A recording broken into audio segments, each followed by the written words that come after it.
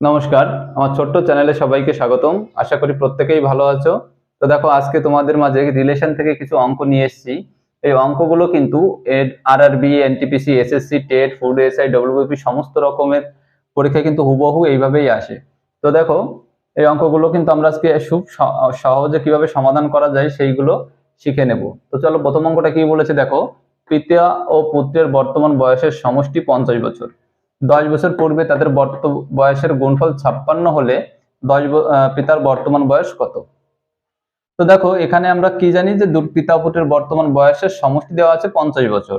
তাহলে কি আছে?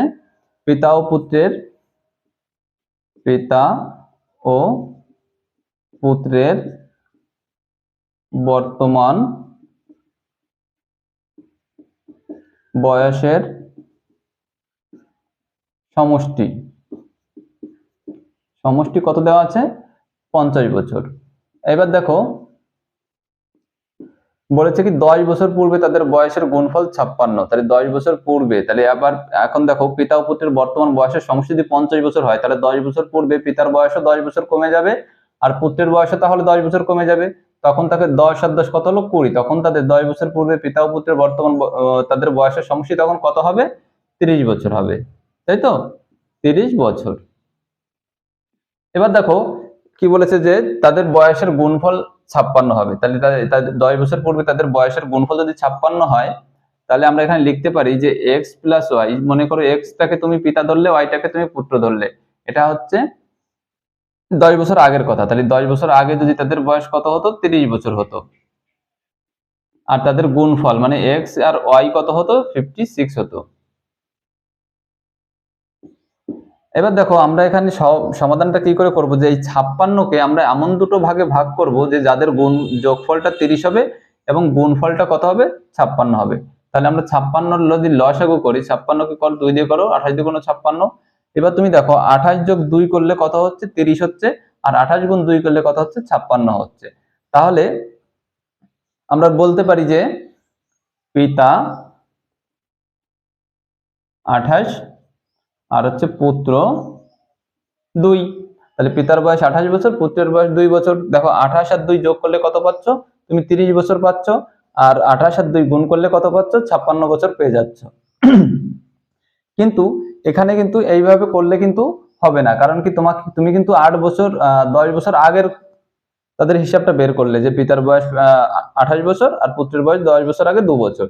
কিন্তু আমাকে কি চেয়েছে দেখো, পিতার বর্তমান বয়স কত। তাহলে পিতার বর্তমান, যেহেতু আমরা 10 বছর পিছিয়ে বের করেছি, তাহলে পিতার ক্ষেত্রে আমরা এখানে 10 যোগ করে দেব।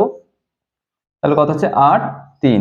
তাহলে 38 বছর হচ্ছে 10 বছর পরে, বা বর্তমান পিতার বর্তমান বয়স হয়ে যাবে কত বছর? 38 বছর। তো 38 দেখো, অপশন সি হয়ে যাবে এখানে সঠিক উত্তর। আশা করি তোমাদের কাছে ক্লিয়ার হলো। পরবর্তী অঙ্কটায় লক্ষ্য করো কি বলেছে, যে এ বি সি এর বয়সের সমষ্টি 120 বছর। 7 বছর আগে তাদের বয়সের অনুপাত ছিল 2:3:4। তাহলে সি এর বর্তমান বয়স কত?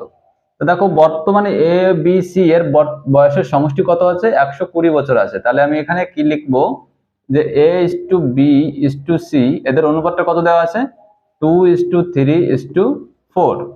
এবার দেখো, 7 বছর আগে তাদের বয়সের অনুপাতটা কিন্তু এটা, আর বর্তমানে তাদের বয়সের সমষ্টি হচ্ছে 120 বছর। তাহলে 7 বছর আগে, তাহলে এর ক্ষেত্রেও 7 বছর কম, 7 বছর আগে বির ক্ষেত্রেও 7 বছর কম, 7 বছর আগে সি এর ক্ষেত্রেও 7 বছর কম। তাহলে 3 × 7 কত হচ্ছে? 21 হচ্ছে। তাহলে এই যে বর্তমান বয়সের যে সমষ্টি 120 বছর, এই 120 বছর থেকে আমার কি তিনজনের 7 বছর করে বাদ যাবে? 3 × 7 কত? 21 বছর। তাহলে 120 থেকে 21 চলে গেলে কত থাকছে? 99 থাকছে। এবার দেখো 7 বছর আগে তাহলে তাদের বয়সের সমষ্টি কত হবে? 99 বছর। এবার দেখো 7 বছর আগে তাদের বয়সের কি আছে? অনুপাতটা দেওয়া আছে। তাহলে এই অনুপাতগুলোর যোগফল কত হচ্ছে? 3 আর 2 5 হচ্ছে 9। তাহলে তাদের অনুপাতের যোগফল কত হচ্ছে? 9। তাহলে 9, এটা আমরা কি করলাম? অনুপাতের যোগফল। তাহলে তিনটে অনুপাতের সমষ্টি 9, আর তাদের বয়সের সমষ্টি কত হচ্ছে? 99। তাহলে 9 = 99। তাহলে 1 = কত হচ্ছে? 99/9। এখানে কাটাকাটি করলে কত হচ্ছে? 11। তাহলে এক একজনের প্রত্যেক 1 = 11। এবার এর বয়স যেহেতু 2, তাহলে 11 দুগুণ কত হচ্ছে? এটা এটা হয়ে যাবে 22। বির বয়স কত হয়ে যাবে? 3 × 11 = 33। সির বয়স কত হয়ে যাবে 4 11 44, এটা হচ্ছে আমার 7 বছর আগের বয়স। তো এবার তোমাকে কি বলেছে যে সি এর বর্তমান বয়স কত, তাহলে সি এর 7 বছর আগে বয়স ছিল কত 44 বছর, তাহলে 44 বছর যদি সি এর 7 বছর আগে বয়স থাকতো, তাহলে 7 বছর পরে গিয়ে সি এর বয়স কত হয়ে যাবে 44 প্লাস 7, তাহলে এখানে যোগ করলে কত হচ্ছে 44 প্লাস 7 51।